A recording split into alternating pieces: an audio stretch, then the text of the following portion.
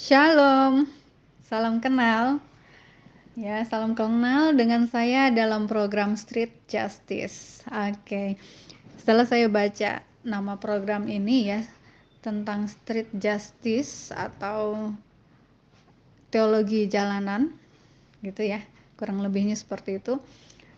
Saya memahami bahwa konsep program ini adalah merupakan sebuah program yang memberikan kesempatan bagi orang-orang yang tidak berkesempatan untuk mengecap pendidikan teologi gitu ya, untuk orang yang tidak sekolah teologi atau orang-orang awam lah gitu kalau menurut pemahaman saya. Tapi ya nggak apa-apa ya kalaupun pemahaman saya tentang konsep program ini salah ya. Cuma saya sebagai orang awam merasa bersyukur gitu kan, yang istilahnya di, diberikan kesempatan untuk bisa share gitu ya, untuk bisa berbagi di tempat ini ya, tentang pengalaman hidup atau kebenaran firman Tuhan gitu kan, yang saya pahami dari sudut pandang saya sebagai orang yang tidak pernah sekolah teologi atau sekolah Alkitab seperti itu.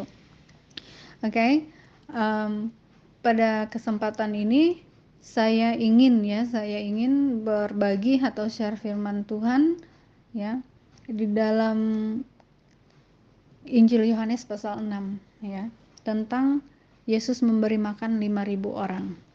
Oke, saya akan bacakan dulu sedikit firman Tuhan di sini ya. Sesudah itu Yesus berangkat ke seberang danau Galilea, yaitu danau Tiberias. Orang banyak berbondong-bondong mengikuti dia, karena mereka melihat mujizat-mujizat penyembuhan yang diadakannya terhadap orang-orang sakit. Dan Yesus naik ke atas gunung dan duduk di situ dengan murid-muridnya. Dan Paskah, hari raya orang Yahudi, sudah dekat. Ketika Yesus memandang sekelilingnya dan melihat bahwa orang banyak berbondong-bondong datang kepadanya, berkatalah ia kepada Filipus, "Di manakah kita akan membeli roti supaya mereka ini dapat makan?" Hal itu dikatakannya untuk mencobai dia, sebab ia sendiri tahu apa yang hendak dilakukannya. Jawab Filipus kepadanya, "Roti seharga 200 dinar tidak akan cukup untuk mereka ini, sekalipun masing-masing mendapat sepotong kecil saja." Seorang dari murid-muridnya, yaitu Andreas, saudara Simon Petrus, berkata kepadanya, "Di sini ada seorang anak yang mempunyai 5 roti jelai dan 2 ikan. Tetapi apakah artinya itu semua untuk orang sebanyak ini?" Kata Yesus, "Suruhlah orang-orang itu duduk." Adapun di tempat itu banyak rumput, maka duduklah orang-orang itu, kira-kira 5.000 laki-laki banyaknya.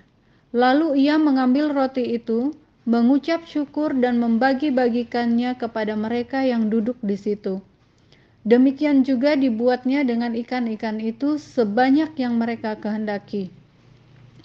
Dan setelah mereka kenyang, ia berkata kepada murid-muridnya, "Kumpulkanlah potongan-potongan yang lebih, supaya tidak ada yang terbuang." Maka mereka pun mengumpulkannya, dan mengisi 12 bakul penuh dengan potongan-potongan dari kelima roti jelai yang lebih, setelah orang makan. Ketika orang-orang itu melihat mujizat yang telah diadakannya, mereka berkata, "Dia ini adalah benar-benar nabi yang akan datang ke dalam dunia." Oke, itu dia ya. Saya percaya ya, saya yakin sekali bahwa kisah ini sangat terkenal dan tidak asing bagi kita semua ya. Namun dari kisah ini saya belajar gitu, saya belajar banyak hal ya. Ini mungkin ada banyak tafsir ya tentang firman Tuhan gitu kan. Dan saya juga mungkin punya pemikiran, punya sudut pandang saya ya dari firman Tuhan yang saya baca gitu. Namun itu bukan hal yang perlu dipermasalahkan ya, tidak penting menurut saya sih, itu tidak penting. Yang penting apa sih yang Tuhan mau gitu, apa sih yang Tuhan ingin kita kerjakan, kita lakukan, kita melakukannya. Itu sih. Oke, dari kisah ini ada beberapa hal yang saya ingin share kan, ya. Yang pertama bahwa ada banyak orang yang berbondong-bondong mengikuti Yesus, di situ dikatakan. Kenapa? Ya, mengapa ada banyak orang yang mau mengikuti Yesus, berbondong-bondong gitu kan, mengikuti dia seperti itu dengan cara apapun gitu, walaupun berjalan jauh seperti itu. Kenapa? Ada banyak alasan, ya. Kenapa? Yang pertama, mungkin ada orang yang kalau di dalam cerita itu mereka mengikuti dia karena mereka telah melihat mujizat-mujizat yang telah dilakukan oleh Yesus gitu, ya. Kemudian ada yang punya motivasi gitu kan, motif gitu yang orang sering katakan, ada punya motif yang tersembunyi yang lain lagi. Ada yang orang yang memang dia melihat ini orang benar, Yesus ini adalah orang benar, dia adalah Mesias, seperti itu. Saya percaya. Ada orang yang rindu mendengarkan pengajaran, ya. Ada banyak alasan mengapa orang datang kepada Yesus. Apapun alasannya, satu hal yang pasti ya, kalau kita lihat di sini, Tuhan tidak melihat alasan kamu datang kepada Dia untuk pertama kali, ya.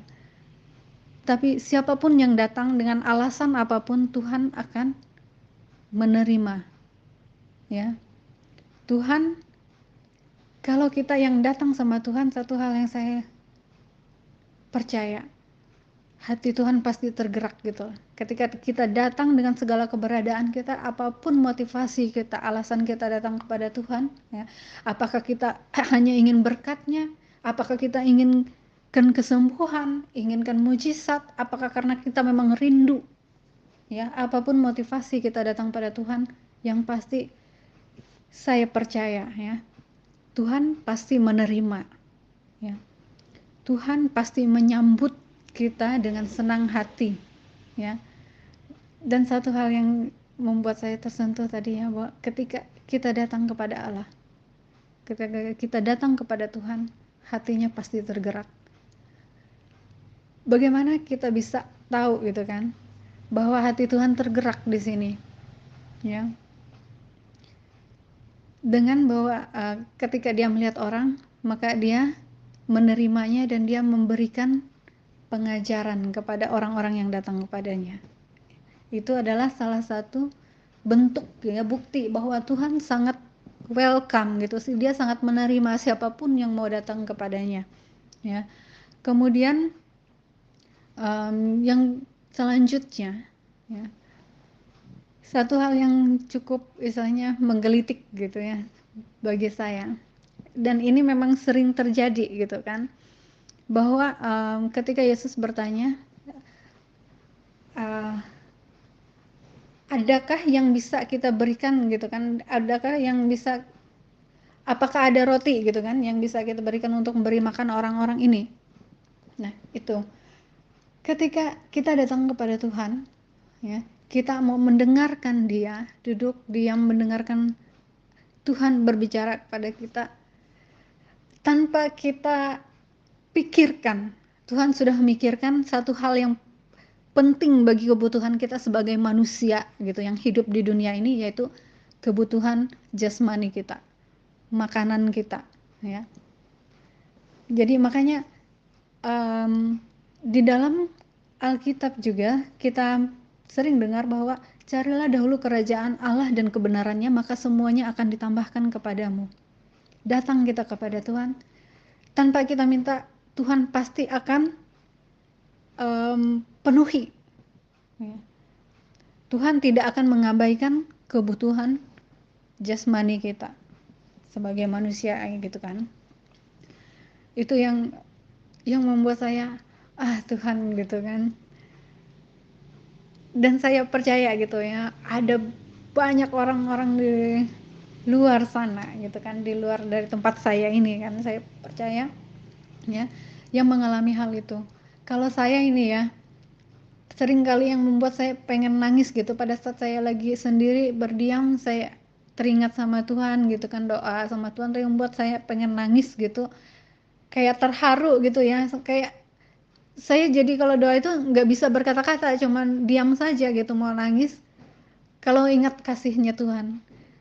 Kasih Tuhan kepada saya itu yang membuat saya benar-benar tidak bisa berkata-kata dan merasa aduh gitu. Aku ini benar-benar nggak layak tapi Engkau begitu mengasihi gitu kan.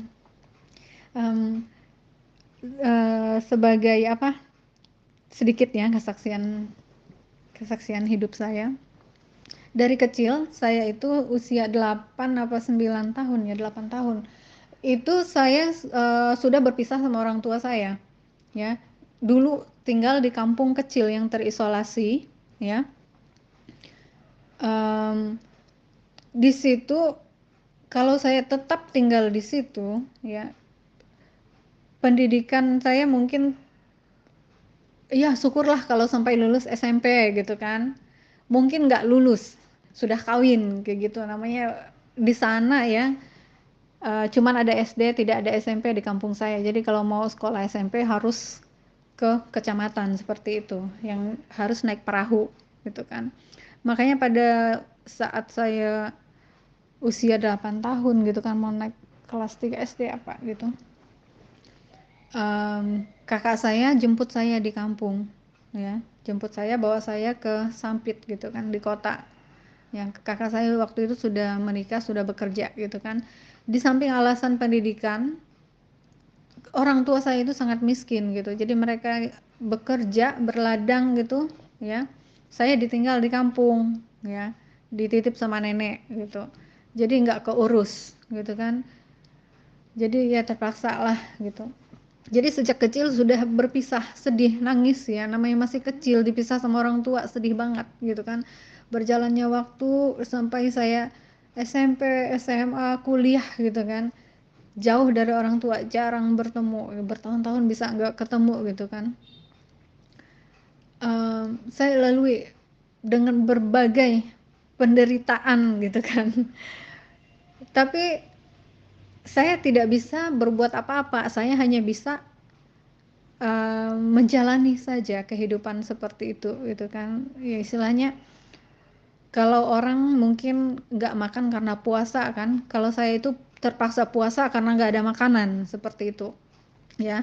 Namun istilahnya setelah saat ini saya berada di titik ini, saya baru istilahnya mau nangis gitu kan. Menangis bukan karena begitu menyedihkannya kehidupan saya, tapi menangis saya tuh bersyukur sama Tuhan gitu, memisahkan saya sama orang tua saya dari usia segitu gitu ya. Kalau saat itu Tuhan tidak biarkan saya keluar dari kampung itu, saya tidak akan menjadi orang yang seperti saat ini gitu kan. Dan saya tidak mungkin bertemu dengan seorang laki-laki yang luar biasa yang jadi suami saya saat ini gitu kan. Jadi ya segala kesedihan gitu kan, segala penderitaan yang saya rasakan saat itu adalah sebuah proses ya, dan didikan, dan itu adalah merupakan bukti kasih Tuhan kepada saya. Nah, kasih itu yang membuat saya sering kali menangis. Terima kasih Tuhan, kalau Tuhan nggak buat saya seperti itu, waktu itu saya nggak akan jadi seperti ini saat ini. Seperti itu. Ya, itulah luar biasanya kasih Tuhan.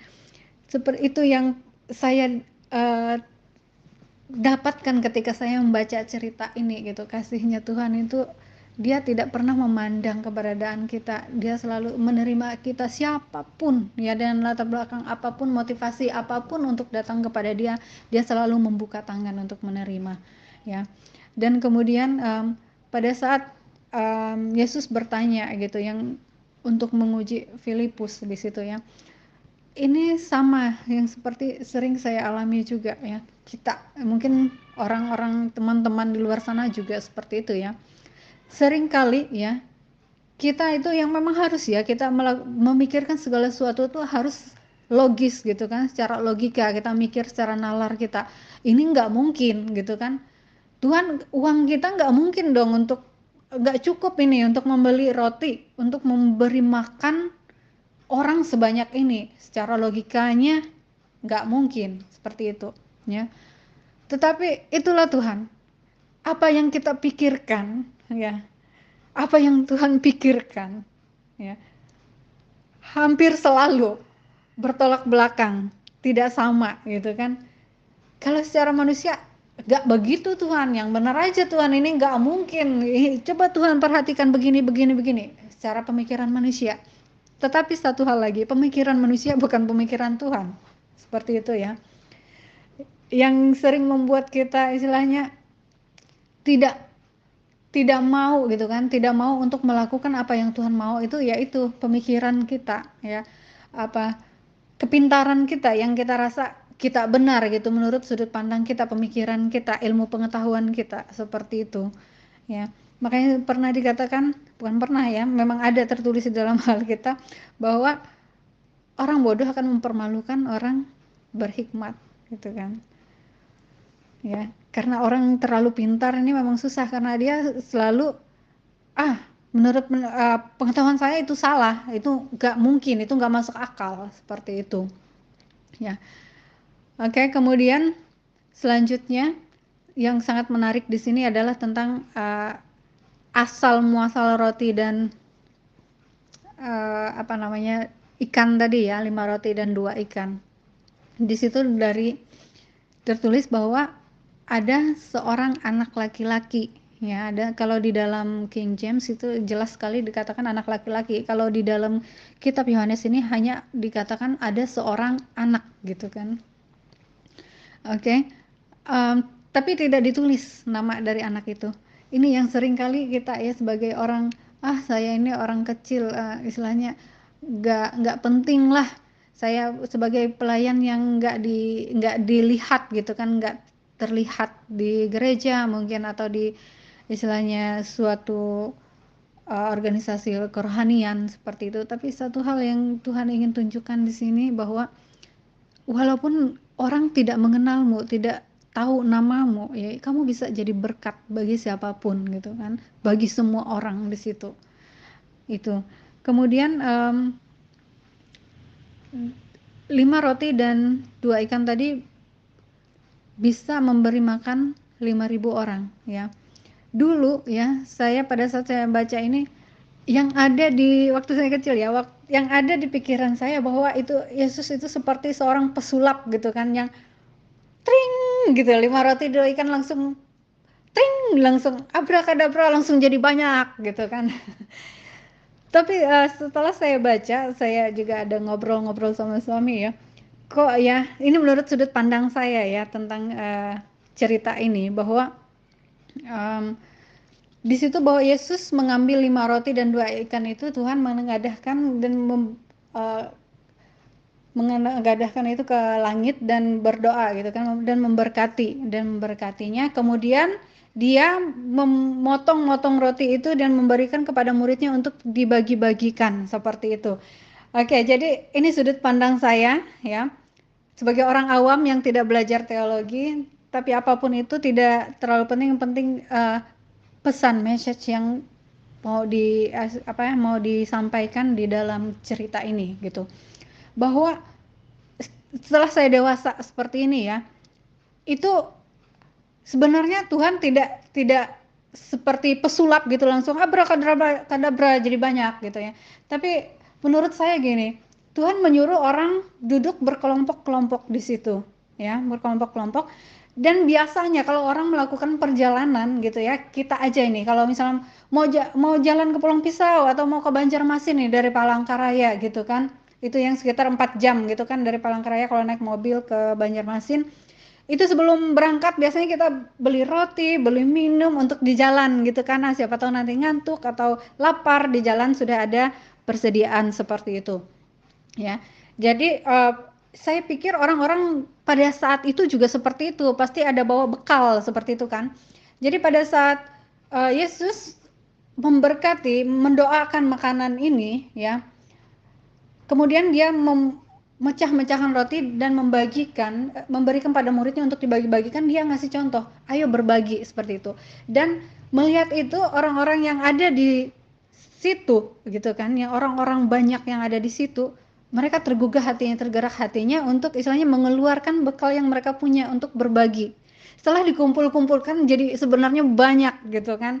Jadi itu menurut saya ya, cerita ini, tapi itu nggak penting, penting message-nya bahwa anak kecil bisa menjadi berkat. Kemudian yang kedua bahwa uh, ketika gitu kita hati kita tergerak gitu untuk melakukan kebaikan, itu adalah suatu mujizat bagi menurut saya seperti itu ya, suatu mujizat ya. Jadi mujizat itu enggak sesuatu yang hanya sesuatu yang adikodrati saja gitu, tapi sesuatu yang istilahnya hal-hal sederhana gitu ya, yang istilahnya um, membuat kita menjadi uh, melakukan apa yang Tuhan mau gitu, melakukan, membuat hati kita tergerak untuk melakukan firman Tuhan, melakukan kehendak Tuhan dalam kehidupan kita sehari-hari. Itu adalah mujizat ya, karena nggak mudah gitu kan, tidak mudah untuk istilahnya membuat hati tergerak seperti itu. Itu kemudian yang terakhir ya, uh, di situ bahwa Tuhan meminta ya, Yesus meminta kepada murid-muridnya untuk mengumpulkan ya, setelah orang-orang kenyang itu yang tersisa itu dikumpulkan ya, dan sisa 12 keranjang, 12 bakul gitu ya, 12 bakul sama aja kali ya, 12 keranjang sama 12 bakul. Oke, itu yang istilahnya um, sangat memberkati saya juga gitu, bahwa berkat ya yang kita terima dari Tuhan setelah kita kenyang, artinya kita cukup gitu kan, artinya kita jangan serakah. Jadi istilahnya kita punya banyak nih, ada lebih, kita punya lebih berlimpah, kita nih sudah cukup gitu kan, tapi masih ada kelebihannya, berbagilah gitu kan, berbagilah, karena apa yang kita menurut kita istilahnya nggak terlalu banyak gitu kan, namanya sisa gitu kan, kita karena sudah kenyang juga, bahasa kasarnya sisa gitu kan, kelebihan yang kita punya kita berbagi sama orang-orang ya. Kalau di situ, kenapa di situ sisanya 12 bakul? Saya sering nanya, kok 12 bakul sih? Kenapa enggak 50 bakul Tuhan? Kenapa enggak 10 bakul? Seperti itu, atau 12 keranjang gitu kan. Kenapa 12 keranjang? Kenapa enggak cuma 5 keranjang seperti itu?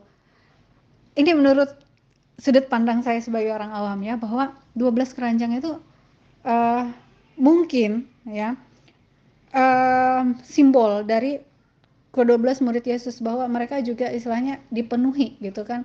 Makanya sebagai orang Kristen, ketika kita ini yang istilahnya kita bukan seorang Lewi, bukan hamba Tuhan gitu kan, bukan seorang pendeta atau gembala, tapi kita sekuler ya, kita yang bekerja, kita dapat berkat banyak, kita berbagi ya, kita bisa sisihkan, kita bagikan untuk, dan itu pasti sangat berguna, sangat istilahnya memberkati orang-orang yang butuh gitu kan, orang-orang mungkin kita bagikan ke gereja gitu, kita berikan ke gereja kalau kita sudah cukup ya, kita uh, sudah kenyang, artinya jangan disimpan gitu kan, jangan disimpan berkat itu, jangan dibuang untuk hal-hal yang tidak penting, tapi kita bisa berbagi kepada orang banyak seperti itu.